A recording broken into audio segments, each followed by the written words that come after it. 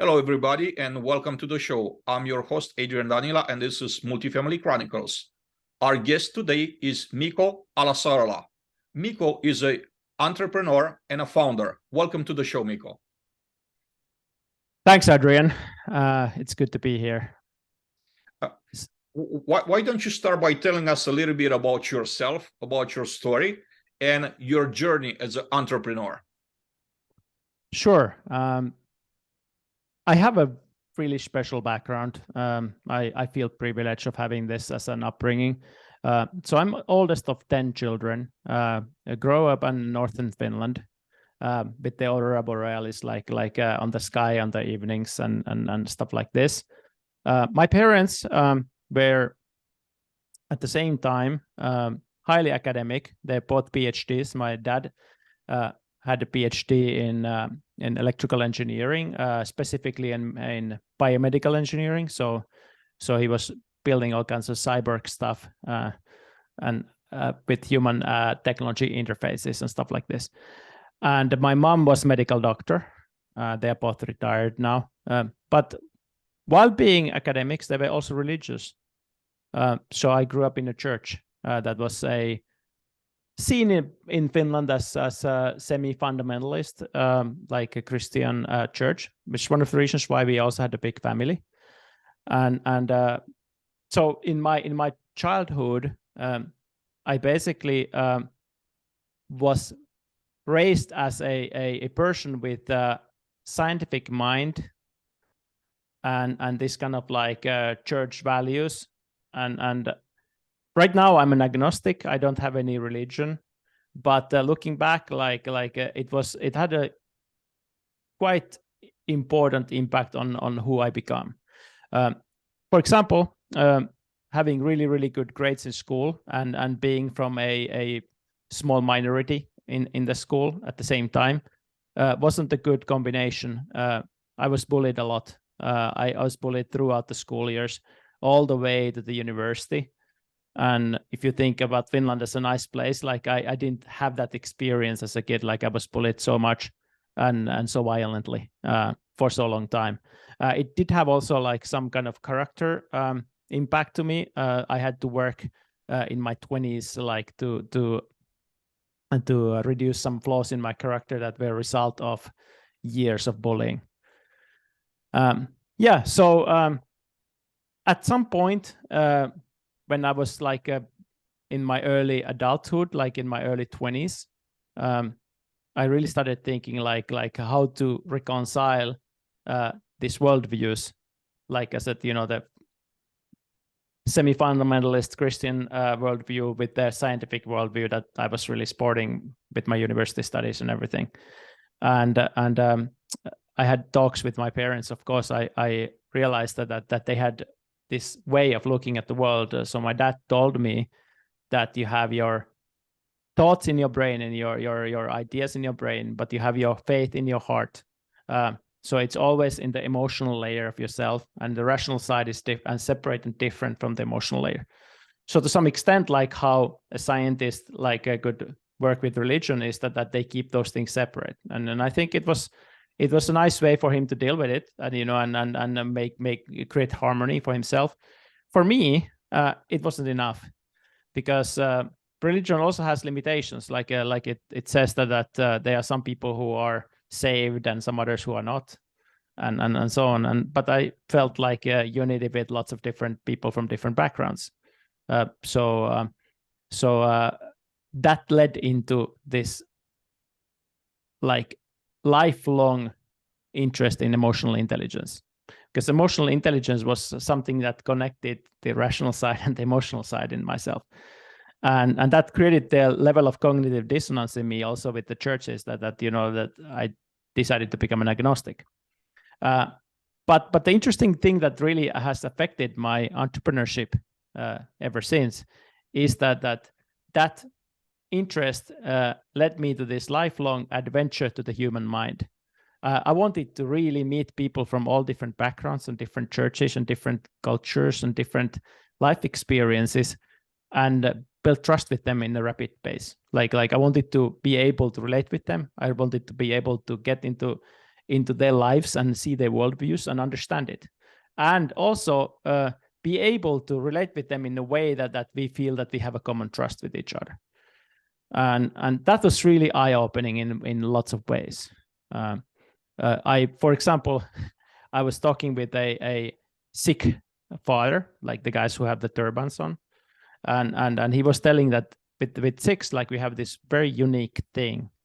It is that all over the world, all the other Sikhs are brothers and sisters, and we can go to anyone's house and be always fed and offered like shelter, because we always take care of our own. I mean, that was exactly the same thing that my church was doing for everybody. Like so I already knew instantly that it wasn't unique, but he felt it was unique for him. Like, and I'm pretty sure that, I mean, I'm looking back, like I also felt the same when I was young in my church, that this is very unique, that there's this trust that is pre-built into these people simply by manifesting that I'm from the same community. And, by identifying as member of the community, you get special treatment. And that realization led me to also investigate a lot about community building in general, because I realized that communities are extremely important for people.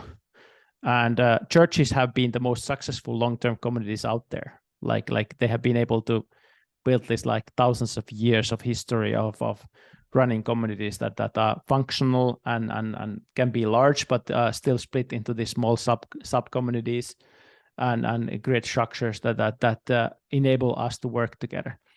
Yuval Noah Harari has put it really interestingly, like on this one, that he said that we have these shared fictions, and the shared fictions are enabling us to collaborate.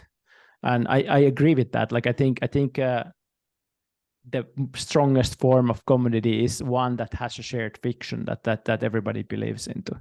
I mean, it does have an effect. So yeah, that's kind of like the backdrop on which my quest to understand the humanity and leverage algorithms and AI and technologies in general that have an effect on human behavior and our societies. It's been the grand theme of my life as an entrepreneur. Such a fascinating story. And also, I like how you just kind of like took that from your youth, from you growing up and understanding the sense of community, and how you currently try to build that into, I guess, 2023 type of scenario, virtual world. We're going to get to that a little later during the conversation. Yeah, as an addition, like I want to say one thing more. Like I didn't talk about the professional history that much yet, but I wanted to give this backdrop of like on the mental side, like how we ended up with the communities and and the behavioral algorithm stuff. I did live in Silicon Valley for 6 years, and then also in Berlin, Germany for 7 years out of my adult years working as an entrepreneur. So I also lived for a short while in London. So with that as a background, I see myself as a little bit of a cosmopolitan. I'm back in Helsinki now since 2019, but I do not identify strongly as a nationalist or anything. Like I see myself more as a cosmopolitan person. I do have a lot of pride for my Finnish roots, but on the other side, like I think we are all in this together. You feel like you're a citizen of the world, right? Yeah, absolutely. More than anything. That's also fascinating. I think, one of the things that I would, I'm dreaming of is maybe that at some point in my life, I'll get to travel the world, and not just to visit, but, maybe to live 6 months here, 6 months there, and just kind of get into the culture, the local culture right there, and absorb and like better understand, better than just like watching YouTube videos or reading books. It's truly fascinating. Now, Mikko, I want to go to you as a founder, right? How does it feel like 7 startups later? You're on your 7th startup. Tell us a little bit about the specifics of a startup. Starting a company. Building it from the ground up, and the drive that it takes, and also how did you get to build, like, you're already on a 7th one, right? That's not a small thing. Like it's very difficult to build one. You're already on your seventh one. So tell us a little bit about this side of your journey. Yeah, I think it's important to also give a little bit of a backdrop for this one. So in my late 20s, as part of my quest to understand life and the meaning of life in general, I realized that I felt that the years are going a little bit faster than I felt before. Like I was feeling like the years are accelerating on me. And I discussed with my engineer friends like about this, and they say the obvious answer to this is that, well, each lived year is a smaller percentage of your total years in existence. So with that as a background, you feel that it's shorter because it's just a smaller part of the total life lived. I wasn't satisfied with that answer. I said that I felt that it was longer when I was younger. I really felt it, and I want to feel it again. And I started studying like how to make a year feel longer. And I found out that for a child, every experience they have is a new one because they haven't had it before. And when you have a new experience, you create a new memory. And when you go to work 250 days a year to the same office, work on the same desk, go to the same gym, go to the same restaurants, and you repeat this routine like over and over and over again, it actually does not create you many new memories. It creates you a richer version of the same memory. So all of those, whatever hundreds of days that you've been at that same office or the same gym, are pretty much in our minds as one very rich memory of that one thing. And so there's no separate ones. It's just like this one that has a lot of nuance. And over time, like it becomes impossible to distinguish, even if you have special moments in those offices. Like you go to an office and then you have some really extraordinary incident. Let's say somebody dies at the office. Maybe if it's extraordinary enough, like you can remember the year when it happened. You may not remember the exact day and time when it happened. But a lot of these events that happened in the office over a few years, even though they are in your memories, you cannot say exactly when it was. It was at some point in my office, like some years back. Can't remember exactly how many years back. And that's why it's like a big singular item that kind of like mashes up everything. So I thought that, okay, but if for the kid, this experience is always new, what if I just add more new experiences in my day? Simple ones, new memories. Would that make my year feel longer? And I started testing it. I thought that what are the easy ways I can do without completely like ending everything I'm doing and working and walking away from my family, doing anything like crazy like that. Can I do something to add nuance to my life simply by adding something to every day? When I thought about it, like say, okay, easy enough. Like I live in a big enough city that there's lots of restaurants in here. Maybe I'll go to lunch to a different restaurant every day. I started doing that. Over time, like I had been to like whatever, hundreds of restaurants in my city. And I did it in every city. Like I went to, like always went to new one, every time new one. And then I started thinking, okay, I don't know my city well enough. Maybe I can go and roam a different street every week. I just go and just go to different places and roam it. With that, like I've been to almost every street in San Francisco, almost every street in Berlin, like almost every street in like lots of different other places. In Helsinki, obviously, like because I've been here multiple times in between those abroad trips. So all of that together added up. I started feeling that actually my year is longer. And then I started like figuring out other ways of increasing these experiences. I mean, one was, of course, to continue my quest onto the human mind, like to meet with new people that I have never met before.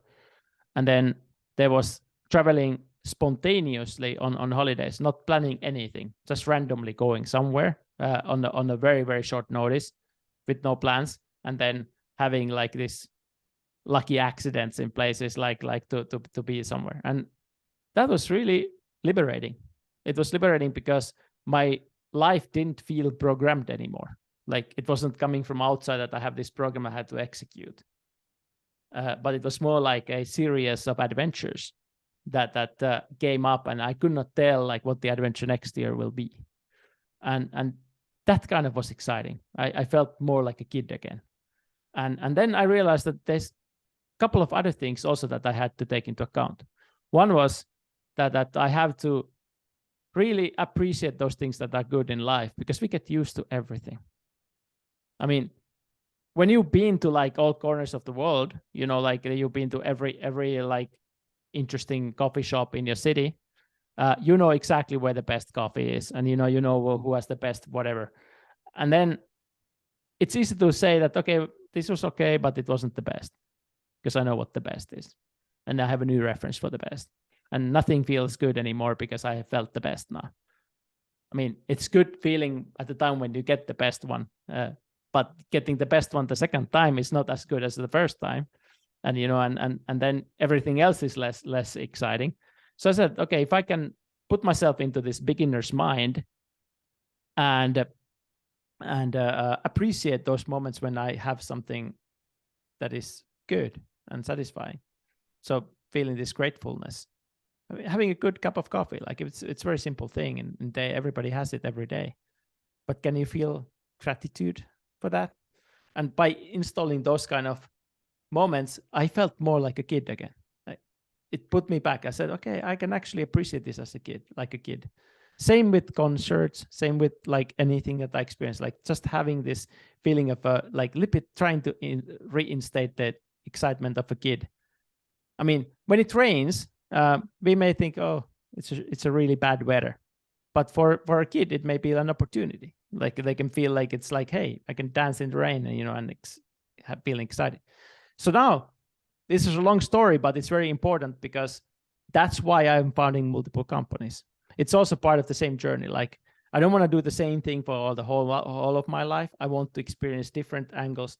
So I've been building companies in very, very different fields of technology. So I mean, of course, always tech companies, because that's my background, you know, and that's what I can do. So for me, it was natural. I built companies in nano optics, in enterprise software, in mobile games, in blockchain, in AI. There's lots of different areas beyond this that I've been to, but you get the picture. Like lots of different areas of technology, hardware, software, very different areas of it. And specifically now, for the past 12 years, I wanted it to include an element of behavioral algorithms, because that's what I learned in the games industry in Silicon Valley.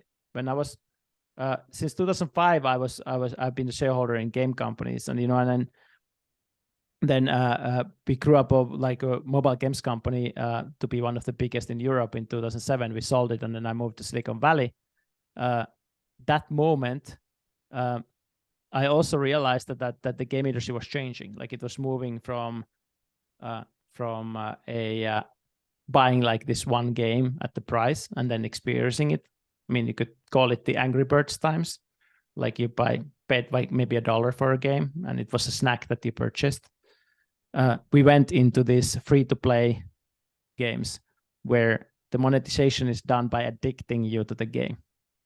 And when this free-to-play became the mainstream game industry in 2011, I decided to leave the industry, because I realized that if the incentives of the game makers is to addict you, and that's the only way to make money, then they will do that, and they will get really, really good at it, because those ones who get the best at it are going to make the most money. So they get the most funding, and at the end of the day, like the whole incentive of the whole industry is to simply build digital drugs, and that's what happened. All the game industry's point is to addict people. If you go back to some other startups that I built, I would say that all of this was basically like a prelude, in a sense, to this realization that we live in a world where algorithms and AI is already part of who we are. It's not only like that we have a technology, then we have humans, but the technology has shaped the humanity. It has shaped our societies. It has shaped us. We are actually different now than we were before because of it. Like, we are not the same. And we still don't understand it. Like, we don't understand that our whole existence has changed. And that keeps me in this industry for a long time to come. Like because I want to work hard on building algorithms and AIs that help us, that lead us to the better directions, that do not try to dictate us for bad, which try to like nudge us towards better, healthier, happier lives. I mean, it was a long-winded one, but I think you may have some extra questions on this. Well, Mikko, I do actually want to segue into the next topic that's really related to your background and to the fact that, you started several companies, right? It's also fascinating to me how you describe your experience and trying to make your years, feel longer, because I have the same challenge. And the way you describe it, it's actually just explains to me a lot of, why I enjoy traveling. A lot of people hate traveling with work. They feel like, well, I'm going to be away from my family for 3 or 4 days a week. Like, I don't want to be in airports. I don't want to be in planes. For me, it's the opposite, right? I feel like, hey, this is an opportunity. I get to travel. Not everybody gets that luxury. I go to new places. I meet new people. I'm in new circumstances, and all the time. Like, it's never the same thing. Even if I travel to the same city 2 weeks back to back, the experiences are totally different. The only things that are common are like the Atlanta airport and the destination. But other than that, it's always different people. It's always different tasks to do. And it feels like a totally different experience. And for me, it kind of gives me a rush. Right? I get excited, like you said, like a kid, before they open a chocolate box. What's going to be in it? You never know what's in it, right? Like Forrest Gump said, life is like a box of chocolate. That was one of the best quotes that I ever, heard and seen. Like, I open the box and it's always a surprise right there for me. So this is the adventure of life that, you get to enjoy. And it's like never ending for me. I always look for that type of opportunities because, again, it makes me feel so alive. And it's so meaningful to me. Like, and also having conversations with people, it's another thing, right? But I wanna go and shift our conversations towards social media, right? You mentioned emotional intelligence, a certain addiction that's being built by by the game manufacturers. Now, how about social media? I want to talk a little bit about the current state of affairs and then ask you a question. Are we becoming more social when using social media platforms or less social? What is actually happening behind the scenes? Yeah, it's a good question. This is a really good leading question because I was kind of getting there with my startup journey. So when you talk about behavioral algorithms and you talk about like all these AIs being present and shaping us who we are, social media is one of the biggest tools to do that. It's not the only one. Like, games are also one, and then there are some other ways of shaping behaviors. But social media is by far the most important one that can shape opinions in large scale, and it's also a way for us to really gain a superpower. If you think about it, never before in the history was an ordinary person able to get millions of views to everything they say. I experimented that like when I started looking at like how this behavioral algorithms actually work in social media. And after going deep enough with that, like I was able to get millions of views on my posts. And, it was really like a empowering feeling of, oh, wow, I can get the attention to lots of people. Then I realized also that the type of content that really gains the attention of a lot of people is also usually not that useful or not that like impactful.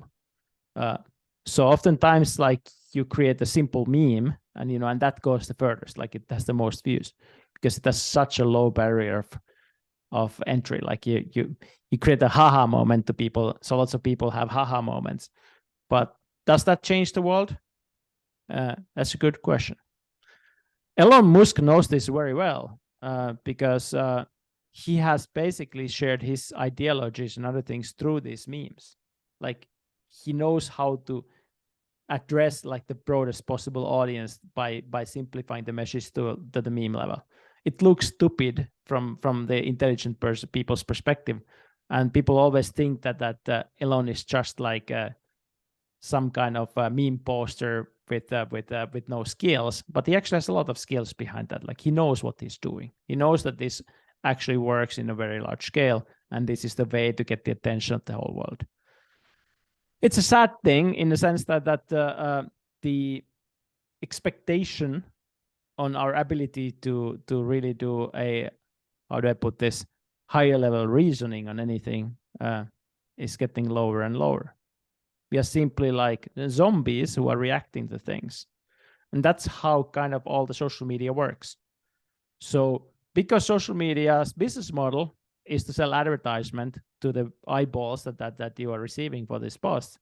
So the incentive of the social platforms are to addict the users to scrolling their feeds as long as possible. And that's pretty much it. Like if you get the longest possible session, you get the most ad views. So more money to be made. Currently, the most successful social media, I'm saying social in brackets, is TikTok. And TikTok has optimized it to the core. It only has a never-ending stream of videos where you have only single video at a time in front of you on the phone, and then you react on it, and it analyzes your reactions with AI, and then serves you content that they think you want next. And they measure the impact of the next content that comes into your level of addiction until you are completely, absolutely possessed by it. And that's very visible specifically on our youth. Our youth is vulnerable because they don't have cognitive ability to recognize this manipulation. So it's easy to capture their attention and keep it in extreme ways. The average young person in Finland who uses TikTok spends an average of 107 minutes a day on it. I've been signaling warnings about this. I'm saying that this is the same numbers like across the Western Europe, like, and then it's absolutely insane how much time people are spending with like individual apps simply because they get addicted. Some kids can spend the whole day simply watching it and doing nothing else. It's visible everywhere. Like you go on the streets and you see people like walking while looking at their phones. You see it like in gyms. The younger people at the gym, like as soon as they end the exercise, they pick the phone, watch the phone until they have the next exercise rep, and then they do the rep, and then they pick the phone back again. So the phone is almost like a integral part of the body that never goes away. And that's the result of extremely successful algorithmic behavior shaping. So yes, the social media has not made us more like more social in that sense. Like it has actually isolated us into being with our phones rather than with each other. Okay, can you then have like real social experiences on the phone, through the phone, like with people who are not present at your everyday life? Yes, you can, but it's not the so-called social media apps where you do it. It's actually group chats like WhatsApp or Telegram or whatever other app you are using, where you are connecting with your family and relatives, or like maybe a hobby group or something. When you have conversations in there, those are the real exchanges that you're having. You're not having those kind of exchanges when you are browsing feeds. That's not relationship building. It's simply you spending time on having a never-ending feed of entertainment to you. So yeah, I mean, we call TikTok social media, but I would call it the anti-social media. Like it's literally the opposite of social media. Mikko, on a first conversation you and I had, you told me about an experiment that you did in Finland, of like you basically manipulated a large number of people. It was an experiment, right? You didn't do it to gain anything. Would you like to walk us through the event? How did it happen? How the idea came about, and what actually happened, and what were the results of that experiment?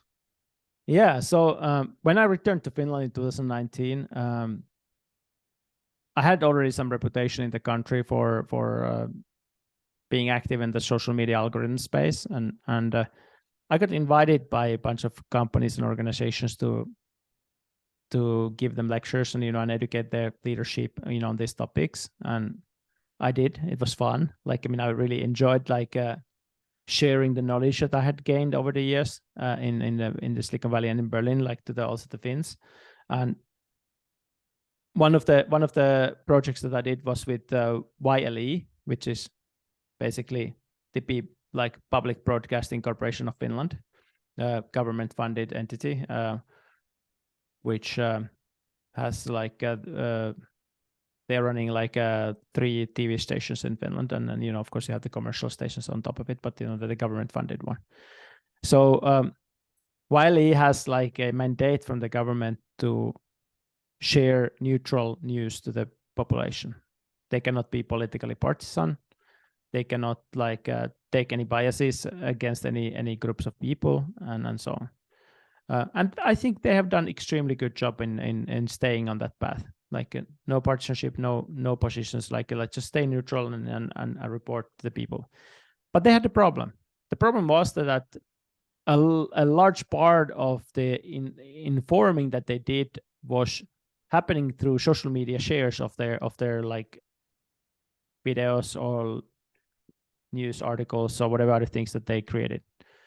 So now, if they had a news article in YLE that was neutral and did not have any political bias or anything like this, when it was shared by, let's say, the right-wing extremist or the left-wing extremist or some other extremist in some other places, they always narrated that story from their angle. So when you have a social media post that shares article, you have the sharing person's take on it, and then you have the article as a link. Well, it turns out that social media platforms don't like people clicking through those links to the articles because they want to keep people addicted to the social media platform. So the click-through rates on those shared articles is very low.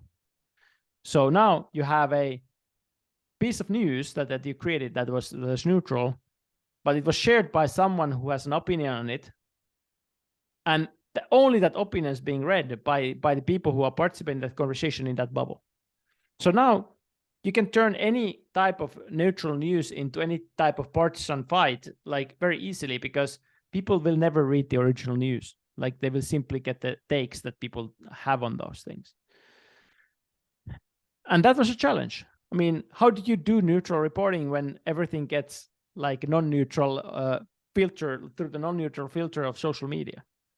And we had really good workshops about that topic, and then discussing on different strategies and tactics, how you can try to neutralize some of the biggest damage you will get from this kind of shares. But as a result of these sessions that we had, a host of a popular evening program at the TV wanted to do a short documentary about me manipulating Finns. And she said that think about it, you manipulate in as large scale as you can, and then we tell people that you got manipulated. That's a lesson to be learned from, and I'm pretty sure that that's a really fast track for the Finns to really understand how the world works today. And that was a compelling pitch. I say, okay, yeah, I totally get what you're saying, but if you manipulate Finns and then we tell them that I manipulated them, they will hate me. There will be backlash. And I initially was a little bit reserved about this as an idea because of it, because I couldn't figure out how it could be good. then I went back home and I thought about it, and I realized that actually, but if I manipulate them to do something good, they will feel good about themselves. And, as a result, like they will not feel as much antipathy of me manipulating them to do so, because now there was a double good thing happening. Like first, the good thing happened because people did some good things. And then secondly, they will learn something new. So I agreed to do it about school bullying. Now you see the initial introduction that I gave, that I was bullied through school. So this is extremely personal topic to me. And I thought that school bullying is something that everybody has some experience on. Everybody knows someone who has been bullied in school. So I thought that, if I get the whole Finland to talk about school bullying for a week, that's a service. Like, that's a service for the society. I think it's a good thing to do. And gives a lot of perspective on people like that. This is an important topic that cannot be forgotten. And the result was that on one November day, there was this TV crew came into a biggest startup center in Helsinki, and I was on the stage there, where I was basically live sending messages to people, like on social media, to get this conversation started.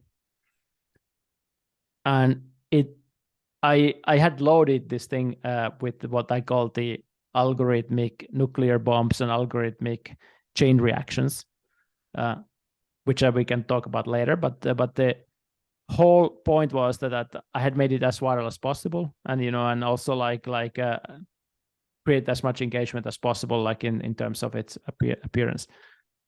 At the end, there was way over 600,000 people who directly engaged with my social media posts in Finland, and about 2 million people participated in the conversation. And if you think about the size of the country, like 5.5 million, like it was very significant event in our country. So it was the biggest social media discussion of the week, on that week. And then while it drops the bomb, did you participate in this conversation? Well, Mikko made you do that. And that's how I think I got some reputation in the country as a wizard of algorithms, I think. So, Mikko, would you take us behind the scenes of how do you build this social media bomb, like you said? How do you build those bombs to build that like incredible traction and audience to your posts, if you want to, like if you're intentional about it? What are the ingredients for that? Are there some things that you could share with us? How is that created? How is that created to grab that type of attention? Yeah, it takes a lot of different techniques, and different social media platforms, of course, have different algorithms.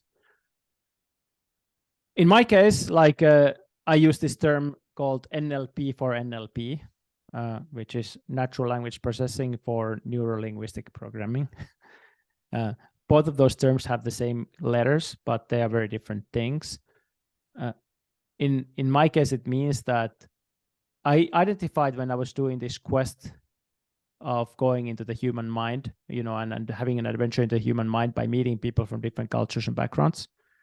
I found out that a big portion of this feeling of unity within groups was coming from these groups developing their own type of way of saying about things, and their own like language, to some extent their own language.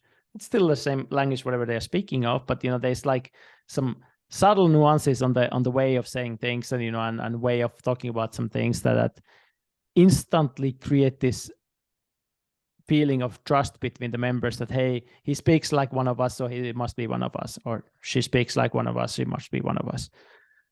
And I learned a lot about like this kind of nuances when I was doing this adventure to the human mind. So I tried if it works remotely. So I started inserting this way of speaking things like into my post to see like if the engagement goes up in those specific groups of people that I knew that it should address, and it did work. So what I did in the Finland case, like I addressed multiple different bubbles, like filter bubbles in the country. What I mean with filter bubble, I mean that when people are liking and following some people and then blocking and removing some other people in their social media feeds, they end up creating their own little bubble, or like they become clustered into some specific reference groups where everybody agrees with you. And by having this kind of like filtering, the main topic of the discussion may easily become dissing the opposite side, whatever it is, or talking about the goodness of our side. And this creates these partisan wars on social media, and that has actually separated the society into much more partisan positions than it was before. Because before, like, there was nuanced conversation about like the differences, and most people were kind of moderately somewhere in the moderate left or moderate right or moderate something, and that conversation was healthy. It's not anymore because of this filter bubbles. Anyway, by targeting multiple bubbles, you can have a virality in multiple segments of people. And even if they take their own, share with their own takes, what you say, you will actually resonate with them because you inserted something that made you feel like one of us for all of them at the same time. And that's a feat. I actually tested this with a really weird post on LinkedIn, where I tried to appeal to the base of Donald Trump supporters and Greta Thunberg supporters. And I appealed to both of them at the same time with the same post. And it was really, really weird outcome because now you had like huge traction for the post, like when people coming from both sides, and they both thought that I was on their side at the same time. And now everybody's like weirded out because they're like, hey, this guy's our guy, like, and then the other guys are like, hey, this guy's our guy, and you know, and you have this like a conversation where everybody's confused because they are basically looking from their angle and said, hey, thanks for defending our position, but then everybody feels like their position was defended. And yeah, it was really good learning for me. I also realized that it's extremely dangerous to do that because it can get out of control very quickly. But yeah, that's kind of like what I did. So I inserted this like ways of talking about things that stuff that was resonating with specific subgroups of people, and they started sharing like crazy because they felt like now our cause is finally served.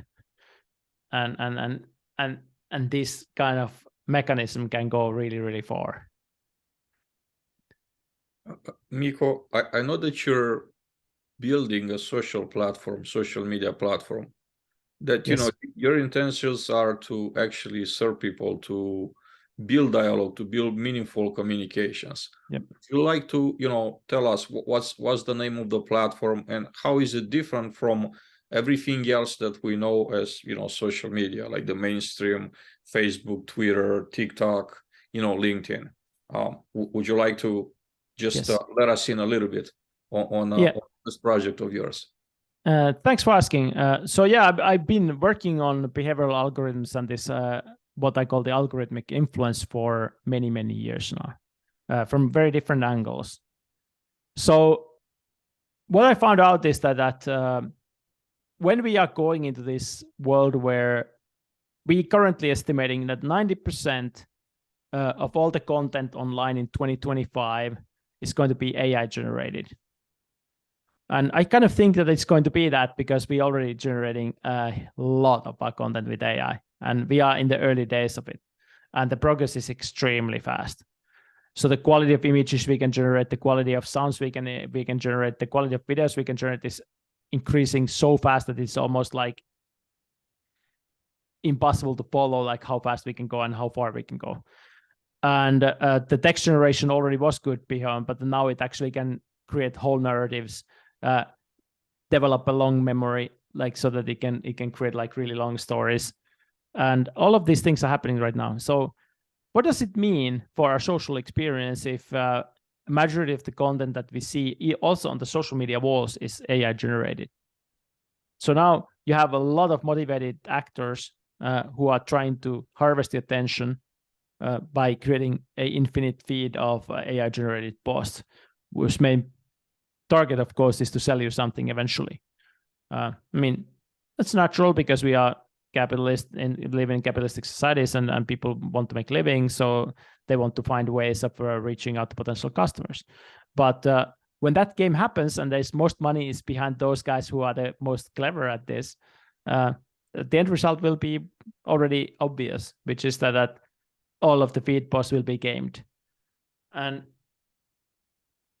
that begs the question, what does it mean to have interactions on social media in the future? Like if that's going to be the case, and you cannot distinguish between human writer and an AI writer. I think like the model of social media where you post on some feeds, whether it's a video or like whether it's a photo, whether it's a text, whatever it is, and then people commenting on it, is going to lose a lot of its luster in terms of like as means of social interaction, because people will not trust anything. They will not feel like they're building relationships on it.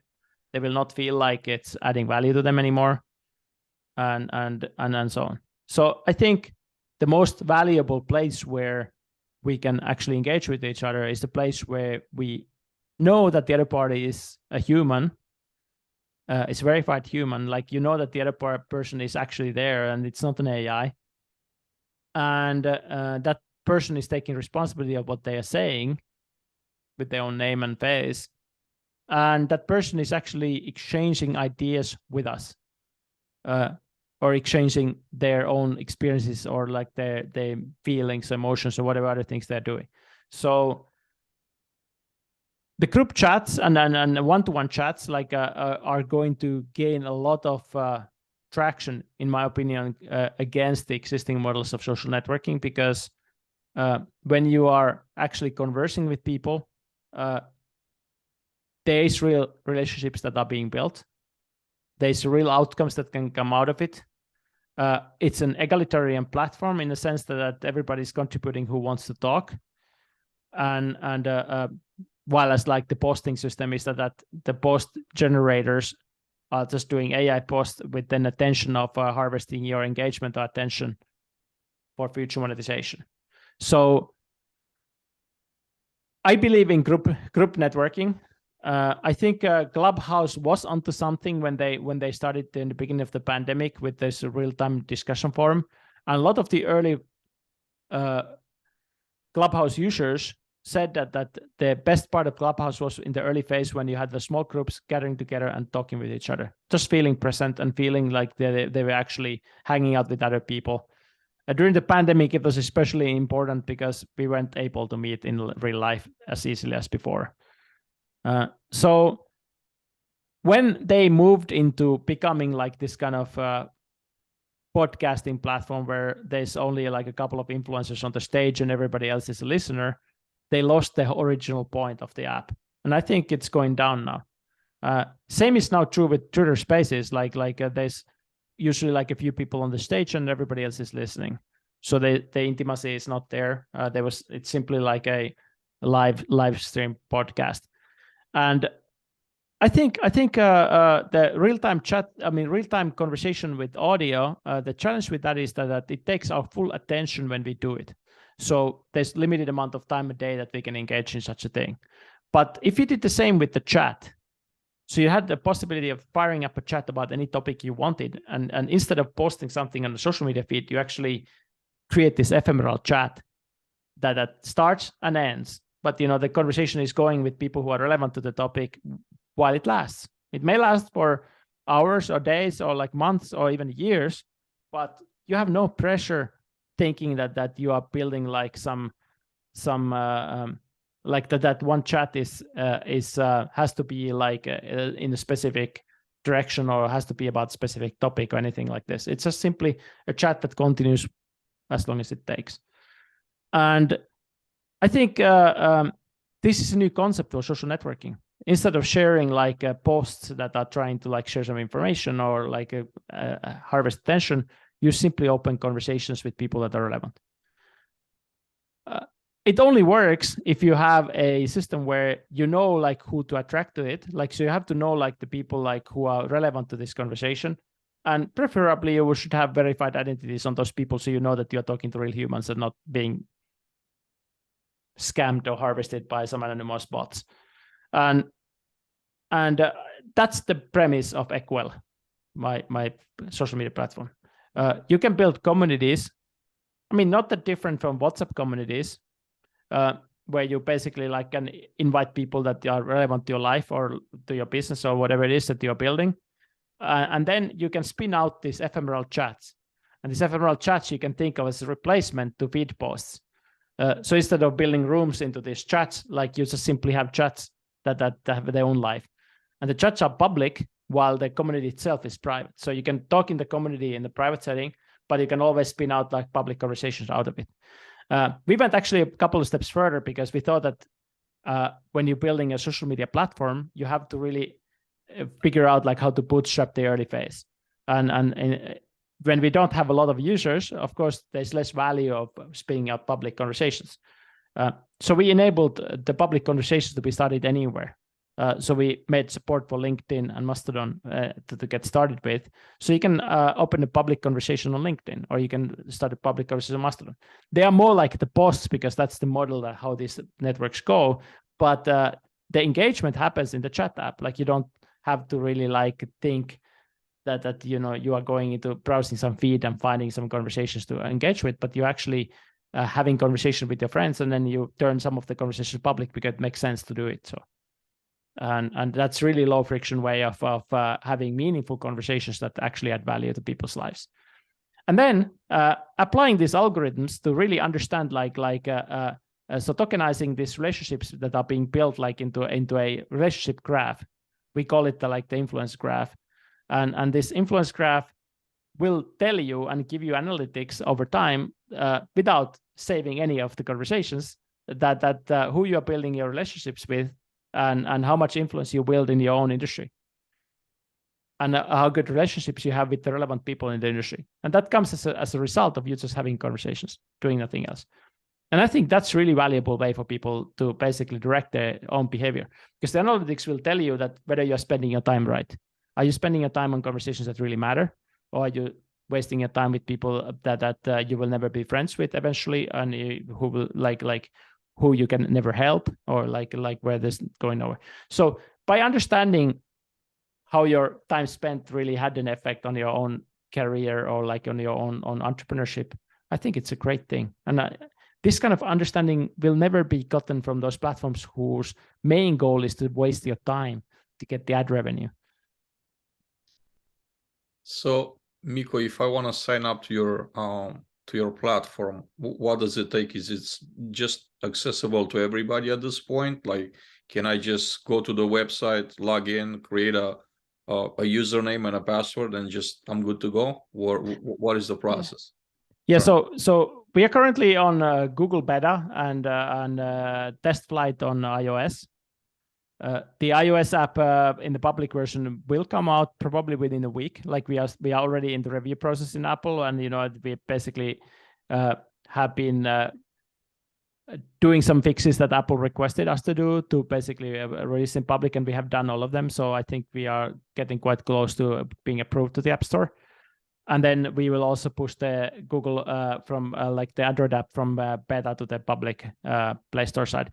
The Play Store beta is actually visible in the Play Store. You just go and look for Equal Social, and you can get the app from there.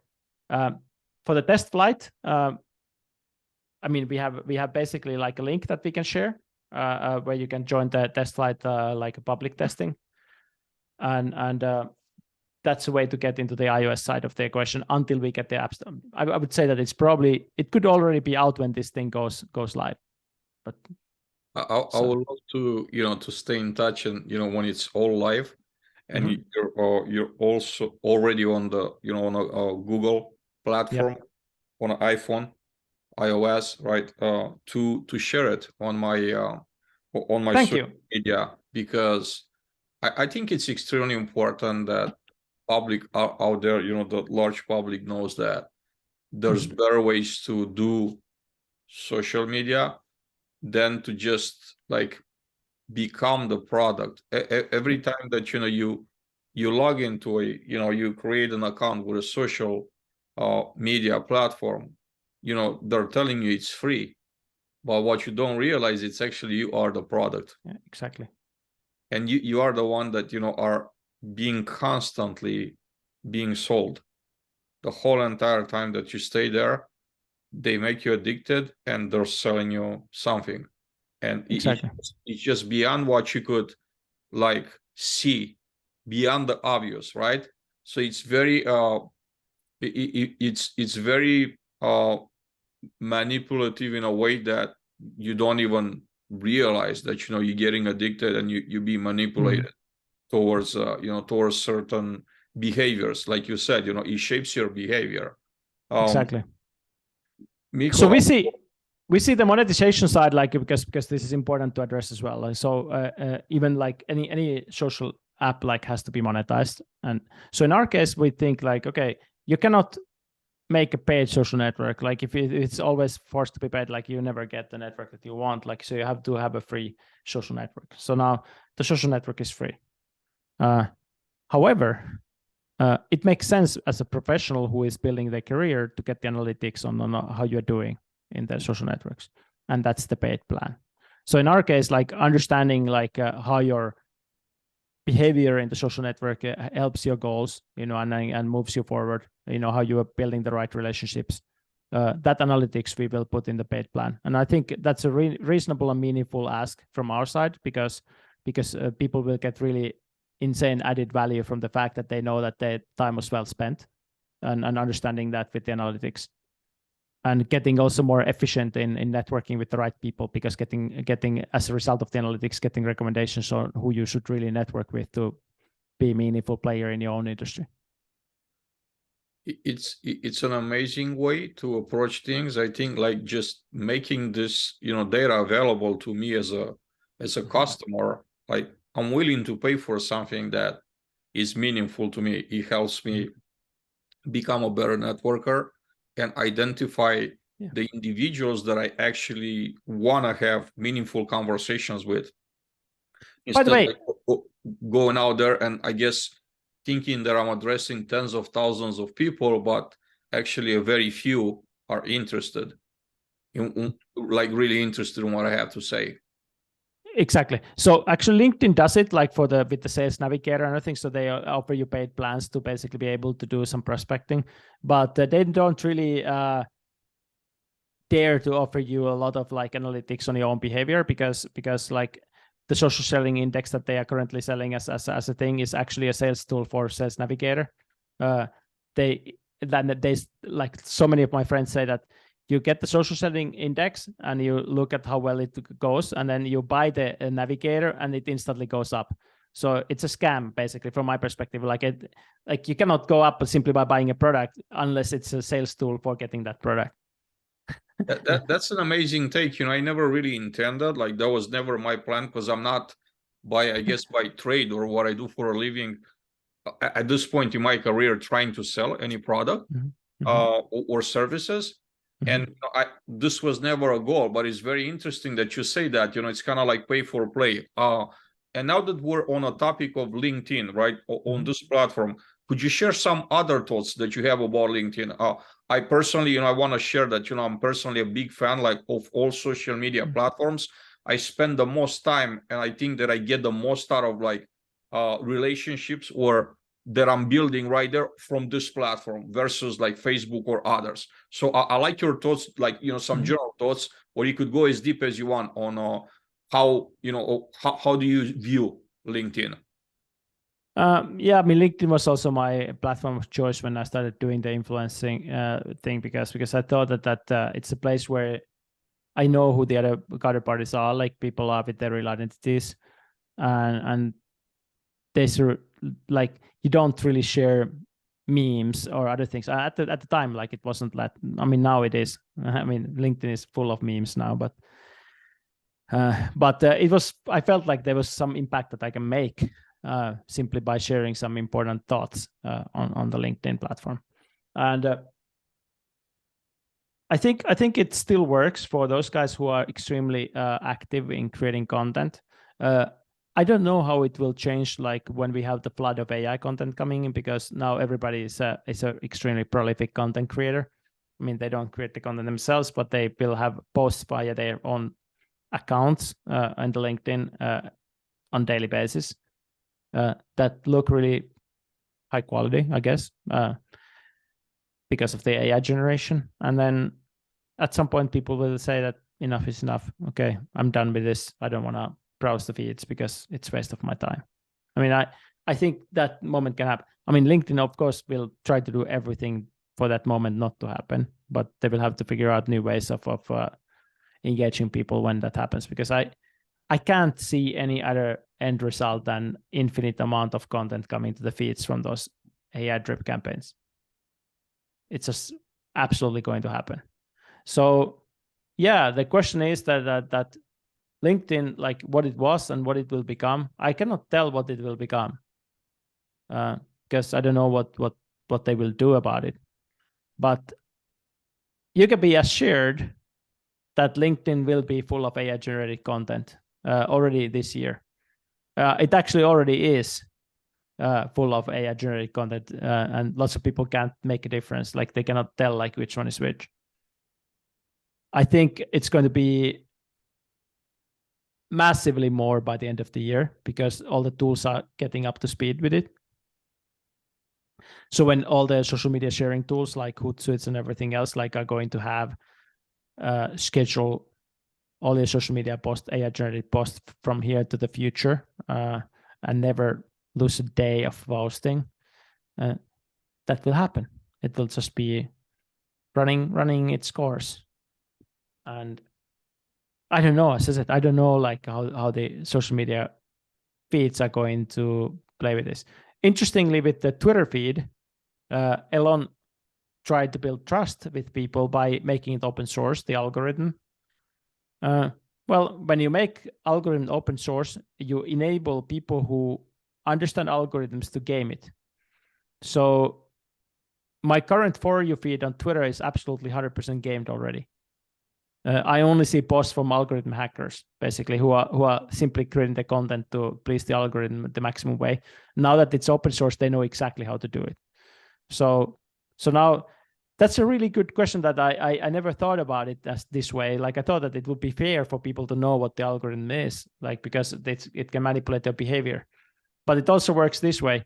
You make it open source, and the people who are good at gaming that algorithm will win. And I mean, of course, because you set the rules and the rules are now open source. Whoever are playing with the rules the best are going to win. And that's what it is. I mean, have you seen? I mean, have you actually checked the Twitter feed, like the For You feed, and have you seen anything else than list posts about how to use the latest ChatGPT or AI tools, like the latest innovations in that space? Like my feed is completely packed with those, and I know exactly why, because these guys know how to do it. The Twitter has this like rule that if you spend 2 minutes on the post or the thread, it will give it like a much higher relevance on the feed.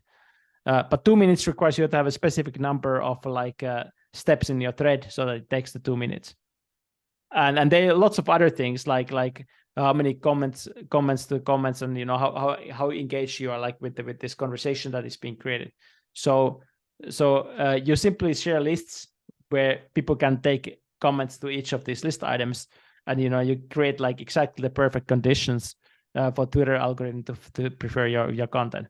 And you test it out and, you know, A/B test until it works perfectly. And then you just keep executing on it like forever.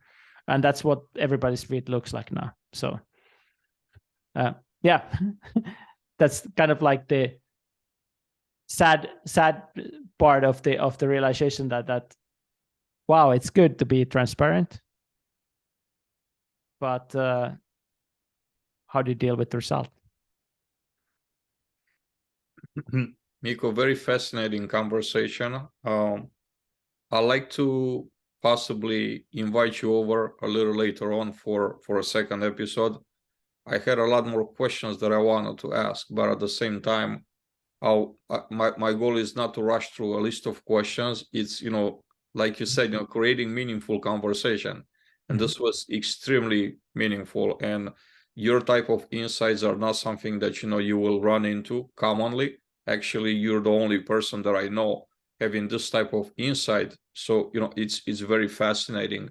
I'm hoping to get you back out here for a second episode, you know, to discuss more, going to artificial intelligence and, you know, how what's the current state? Where are we heading? How is this influencing and shaping our behaviors? I would love for you to to come back a few weeks or a few months down the road. With that being said, are there any final thoughts that you want to share with the audience based on what we discussed, or is there an answer that you want to provide for a question that you wish I would have asked and I didn't? Thank you for the kind words first. I think I will give a piece of advice. So this algorithmic manipulation that happens in the all around you, like everything is trying to gain your attention. The smartphone is the API to your mind. You can think of it as an interface to your mind. The more you spend your time on your smartphone, the more access the AI has to your mind. So now, what is important to understand? The notifications on the smartphone are the one that pick your attention. I mean, they actually create the live connection to your brain. What I did, because I realized that this notification-based like triggering of my attention was getting out of my own control, because if I leave the notifications on like in the way that every notification can pick my attention comes through, I decided to silence my phone completely. So I have nothing coming through, not even calls. And I had my phone silent for several years already. Even my wife and kids cannot reach me directly by calling me. Like, so nothing comes through, like it's like a silent brick. I have agreed on meetings, and I also use the smartphone regularly. I also use it for social media quite a lot. But when I have a time, when I have a moment, I check like, okay, now I have this thing now in the moment, and now I do this because I have now the time, and I can do it now. That's totally okay. You know what? Like back in the day, like in the 80s when I grew up, we didn't have like even cell phones. Like we had like a car phone with my dad, and we had a home phone. If I wasn't indoors when somebody tried to call me, I didn't answer the phone. I wasn't there. So I mean, maybe I didn't even know that somebody called. Maybe somebody was at home and to pick the call and say that somebody called you a few hours ago, if somebody picked the call. But if nobody picked the call, there was nothing, right? So